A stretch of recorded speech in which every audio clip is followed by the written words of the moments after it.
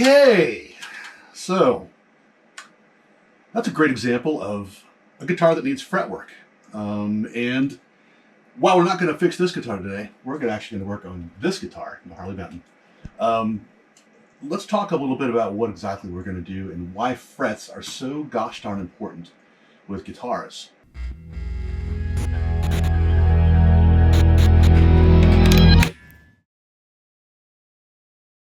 The way that the frets are on a guitar is basically how your guitar is set up. The action controls the playability of the guitar. This guitar in particular has pretty decent fretwork from the factory, but it does not have a custom setup or anything like that. It's done just basically by machine, and there's not really any custom attributes to these frets. What I do with a fret job on a guitar is much more particular to the specific guitar that I'm working on, as opposed to thousands of guitars. This guitar has really rough finish on the frets itself, so as opposed to like a really super smooth, mirror smooth finish like what I would like, these frets are pretty rough, and you can feel it when you play it. Some of the fret ends are a little bit sharp, like as I'm running my fingers up and down the neck of this guitar. There's definitely some sharp fret ends, and we're going to fix that. Some of the frets are uneven. So one of the things I'll do when I am setting up the frets on a guitar is I'll use this handy fret rocker tool. And what we do is we put this over 3 frets and we rock it back and forth and see if there's one right there. I can hear that? This fret right here is a little bit higher than the 2 frets on either side of it. We'll fix that on all the frets. Once we're done with the fret job on this guitar, those frets will be mirror smooth, very smooth to play. The ends will feel like butter. One of the tests that I do whenever I do fretwork on a guitar is I'll take a piece of paper towel and I'll run it up and down the neck on either side, and until that paper towel comes away completely unscathed, I'm not done yet. I like the fret ends to be perfectly not sharp. We will correct any dead spots on the neck so that we don't wind up with. Okay, so let's talk about the tools that we use on every time we touch a guitar's frets. Whenever I do a fret dressing, there's just several core pieces of equipment I have to have. I know that a number of you have made pointed comments in our videos indicating that you're trying to figure out how to do this yourself, because I mean there's no better way to save money than to learn how to do luthier on your own. As the case may be, you need to invest in a few different tools to be able to do the kind of work that we do to get the kind of results you're looking for. Fortunately, most of those tools are pretty cheap, like me. First and foremost, blue tape. I have an army of rolls of blue tape, and blue tape is by far and away the best way to do it. This stuff right here, this is Scotch blue. This is low tack blue tape, which makes it way easier to actually pull it off the guitar, and also much less risk of damaging the finish on the guitar as you're pulling it off. Absolutely indispensable. You need a straight edge. It's got to be pretty straight, because what you're doing is you're actually making sure that the guitar's neck is level. We're going to use this to actually level the neck. So you got to have that. You've got to have a truss rod tool, and in most cases that is going to be an Allen wrench. Pretty cheap stuff. Not doing too bad so far. Absolutely indispensable blue marker.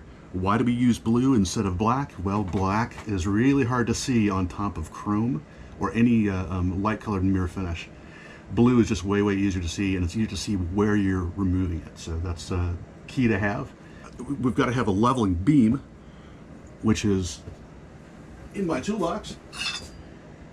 We use the big one for sanding the entire fretboard. We use the little one if we want to create what is called a ramp which is basically, say, from the 15th fret all the way up to the last fret of the guitar.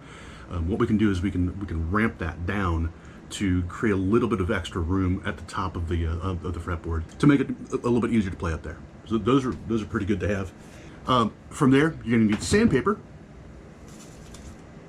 I've got a set of multiple grits here for sandpaper. You'll notice that I've got these marked as my fret set.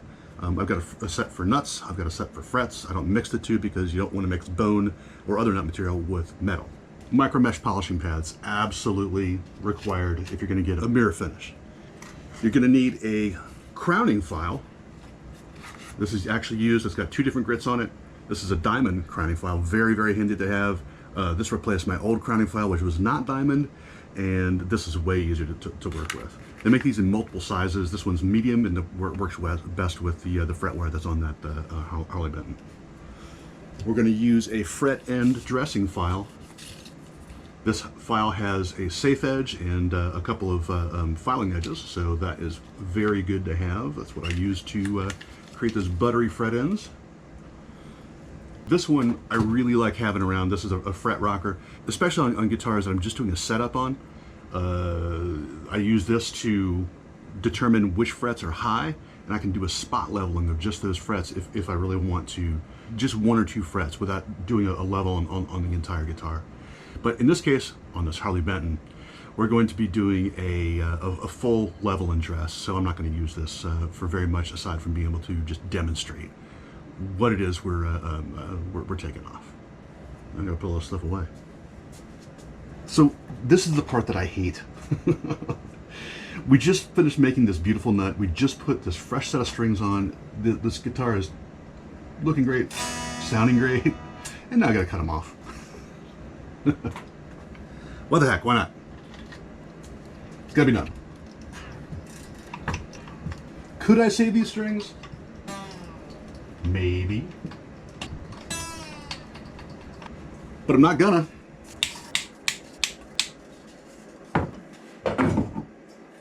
Let's see where we're at.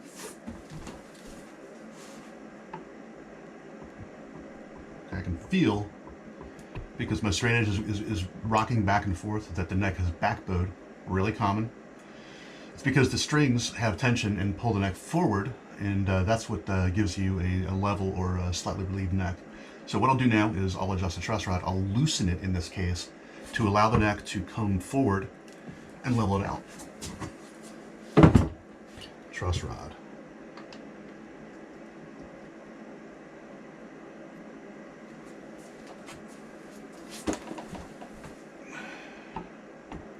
Okay, so that 1/6 of a turn right there took out the back bow. I also got a little tiny fraction of a millimeter back bow, so I'm going to give it just a little bit more.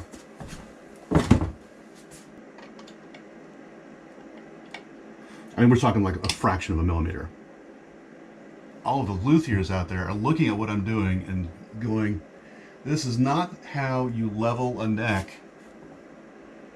I'd like to hear about it in the comments. This is how I learned. Just a little bit more. There's also a huge number of folks out there who believe, absolutely, without a shadow of a doubt, that if you make any adjustment to the truss rod on a neck, that you need to let it set for 2 days. Absolutely, positively, has to be 2 days before that neck is settled in. I respectfully disagree, because I just adjusted the truss rod and completely removed the back bow. Nope, still a little bit of light coming through right here. I'm not arguing that it does take a minute for the neck to completely adjust to a small truss rod adjustment, which is why I'm being patient about this. But this is the critical part of leveling a fretboard that is going to make you either work and work and work to get it level using sandpaper, or let you get it right by straightening the neck. That's good. Now we're going to start leveling. So let's tape up this fretboard, shall we?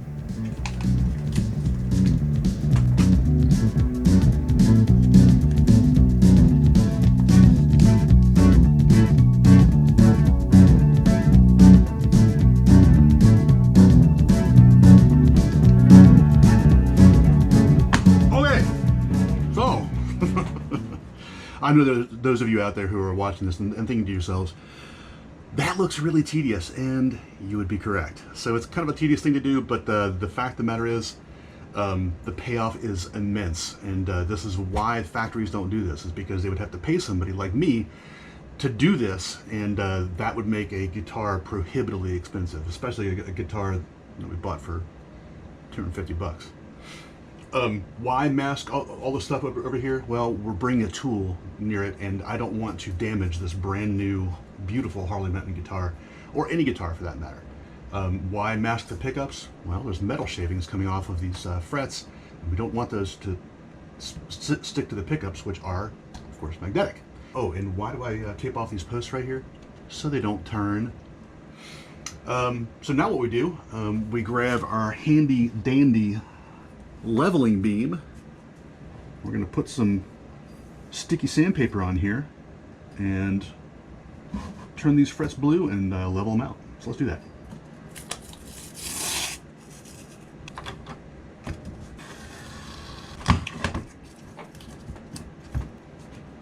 I love the smell of a blue Sharpie in the morning. Real simple.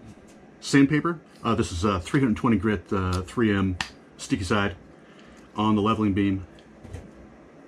You guys tell me if I'm doing this right.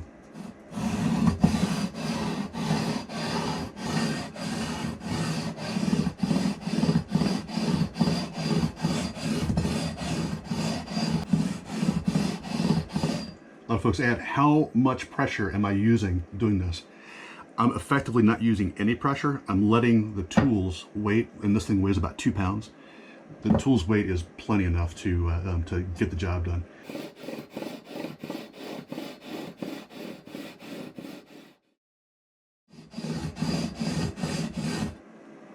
The whole idea is to keep it even across the board. Okay, we're seeing cook through all the way up to here now and right here. So we've got a little tiny dip right there that we're going to level out. This fret in particular, 12, I think. I'm sure that Kent will put a number right here in the comments as to what fret that is. That one's kind of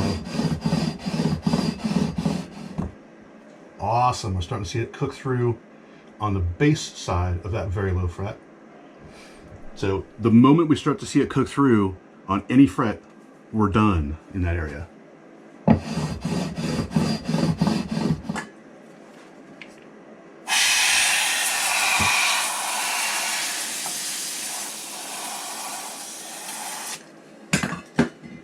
Yes, I use canned air.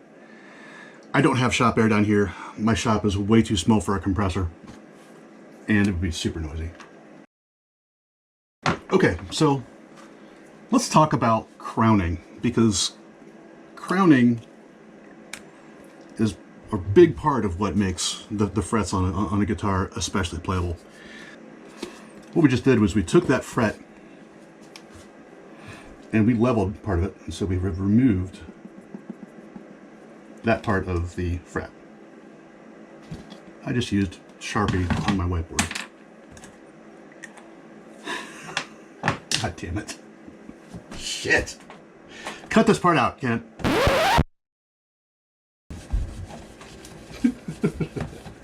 It's a good thing I know how to remove Sharpie from a whiteboard.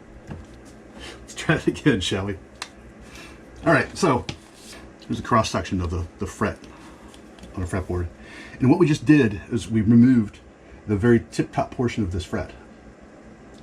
So now this fret is shaped like this. If you've got a string that's being pressed down onto that fret, that's a lot of surface area for that particular fret to come into contact with a string.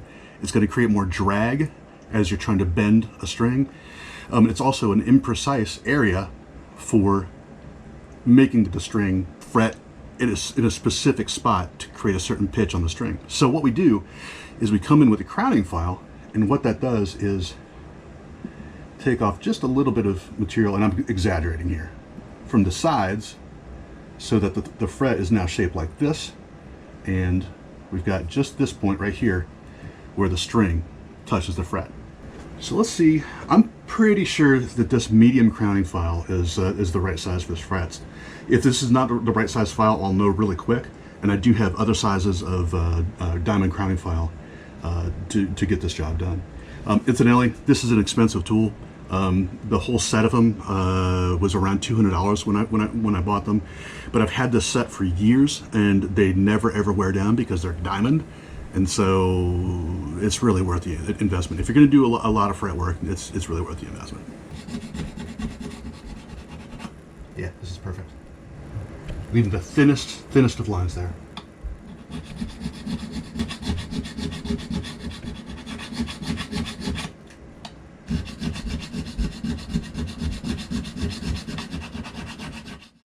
And remember, we had the low spot right about here on the neck, and I'm finding that as I'm using the crowning file, I'm going right through the line because the fret's effectively already crowned.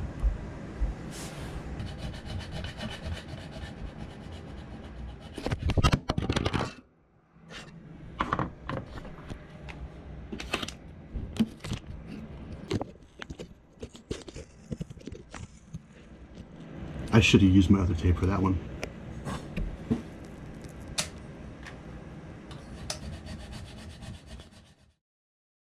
The crowning went super well, and I had to do barely any leveling on the neck itself, so, or on the frets themselves. So I think we're in really good shape, and this is going to be a pretty easy time. I actually separate my polishing rigs between fret and the nut. I don't use anything that I would touch metal with on a nut, and vice versa. So I've got a set of sandpapers here that go from basically 320 grit all the way up through this is 1500, and I've also got micro mesh pads which go from 1500 all the way up to 12,000. Most people only go up to around 6,000 if they want like a mirror finish on the frets. I say, why not just go ahead and go all the way? It doesn't take that much time. So let's get started.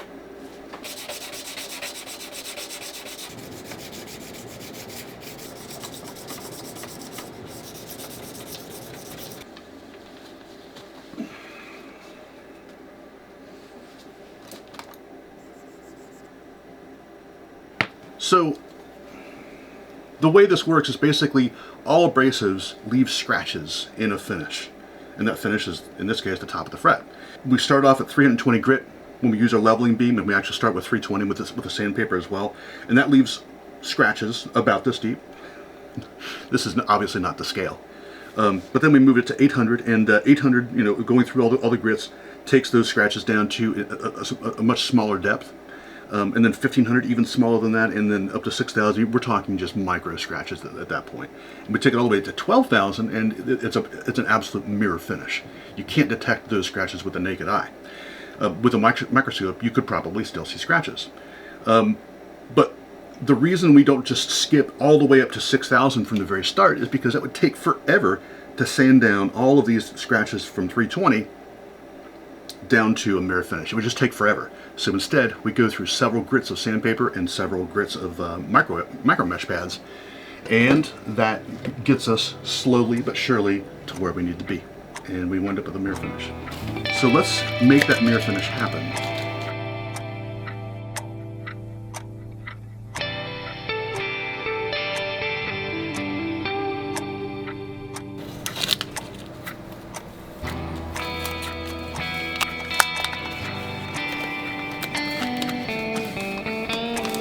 Wow, wow, wow.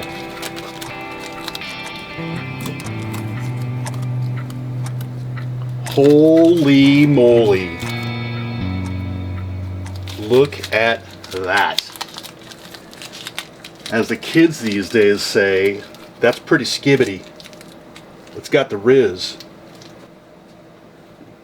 I can literally see myself in these frets. That's significantly better than it was. I need to condition this fretboard because it just had tape all over it. I don't want to have any tape residue left on this, and it's a really good idea with, I forget what wood this fingerboard is made out of. It's not rosewood. It's a rosewood alike. I think it might be sapel. I don't know. Kent, do me a favor. Pop up a graphic here that says what kind of wood this is, because I forget. But lemon oil is just going to clean up this fretboard and make sure it's conditioned nicely. And now's a great time to do it because I don't have strings on it. So let's get to work.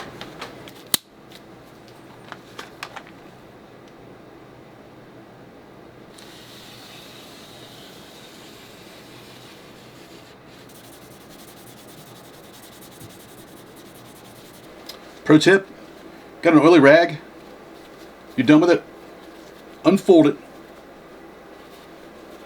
and take it out to your trash right away. Or better yet, set it in the sun someplace and let it kind of dry out a little bit and gas off. This stuff has a habit of spontaneously combusting, so don't burn down your house because you saw me do it. Okay, this item, this is I'm not sure if you can see that or not, this is a fret end dressing file. It has a safe edge so that we don't have to worry about marking up the neck of the guitar, but both edges you can file with, and the top edge is just left blank. I do each and every one of the frets individually. So I'm coming through and I'm using my finger to feel if this fret even needs filing. So I'll do the corners first. The factory did a really good job on this, but there are some sharp ones here.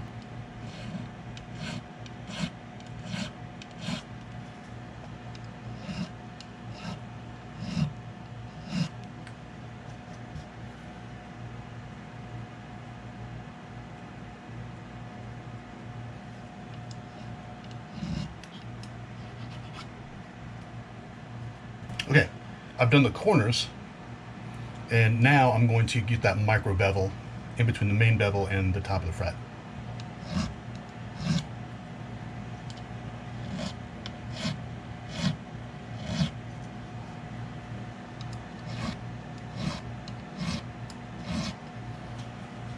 So, fun fact, you have to use both hands to do this.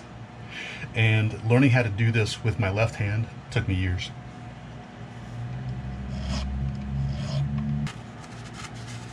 Man, don't you hate brand new rolls of paper towel that just shred themselves to pieces? It's okay, I'm going to use this to try and shred it anyway. So, easy test. Take a piece of paper towel and very firmly run it across those fret ends. If you do not get any tearing, no tearing, you have succeeded. And I can tell you, just feeling these fret ends, that's a night and day difference. Especially like if I run my thumb on this side and my finger on this side, it's completely different. Now let's do the other side.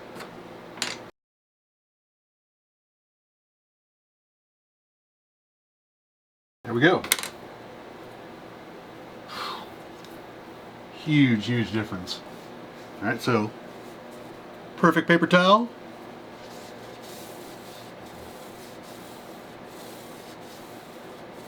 A little dirty, but unscathed. I can't wait to put strings on this guitar and feel how the strings feel on these incredibly shiny frets.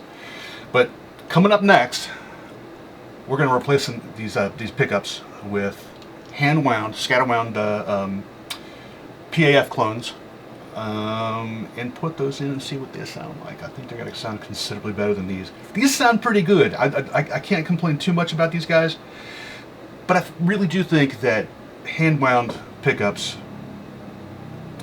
made to specification specifically for this guitar are going to sound significantly better. So, see you next time.